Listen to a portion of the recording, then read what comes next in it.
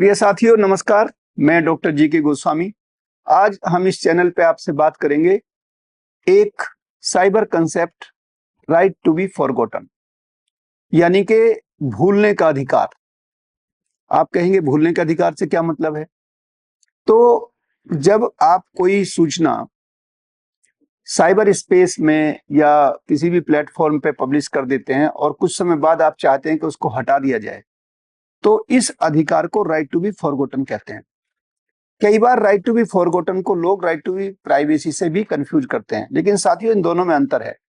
Right to privacy आपका नितांत व्यक्तिगत मामला है, जिसमें आप किसी ऐसे महत्वपूर्ण बिंदु को या ऐसे तथ्यों को, फोटोग्राफ को या कोई इस तरीके का डॉक्यूमेंट को जो आपकी प्राइवेसी का डोमेन है, जिसे आप किसी के साथ शेयर नहीं करना चाहते बिना अपनी मर्जी के, तो वहां पे राइट टू प्राइवेसी आएगी। लेकिन राइट टू बी फॉरगॉटन वहां आएगा जहां आपने अपनी स्वेच्छा से किसी डॉक्यूमेंट को, फोटोग्राफ को, किसी फैक्ट को पब्लिक डोमेन में पब्लिश किया, लेकिन बाद में आप चाहते हैं उसको कि आप उसे वापस ले लें, उसको वहां से इरेज कर दें। तो ये राइट टू इरेजर का भी एक कंसेप्ट है, राइट टू बी फॉरगॉटन। अगर हम इंडियन कानून में देखें तो इसका कोई अलग से कोई व्यवस्था, लीगल हमारे जो इनेक्टमेंट्स हैं या जो हमारे एक्ट हैं उसमें नहीं है। लेकिन के.एस. पुट्टास्वामी का जो केस 2017 में आया, जिससे राइट टू प्राइवेसी को फंडामेंटल राइट बनाया गया, उससे इसकी एक तरीके से जेनेसिस मान सकते हैं आप, राइट टू बी फॉरगॉटन, क्योंकि राइट टू प्राइवेसी का ही ये एक डोमेन है।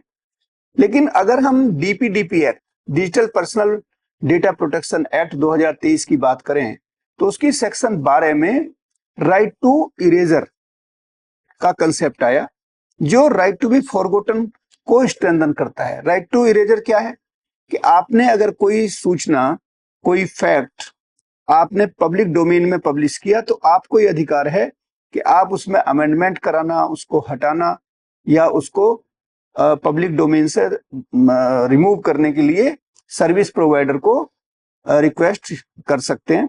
तो इसे हम क्या कहेंगे? Right to be forgotten, right to eraser.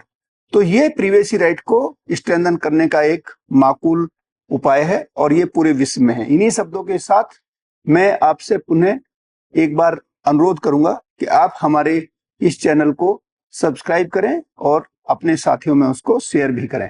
इन्हीं शब्दों के साथ बहुत बहुत धन्यवाद। जय हिंद, जय भारत।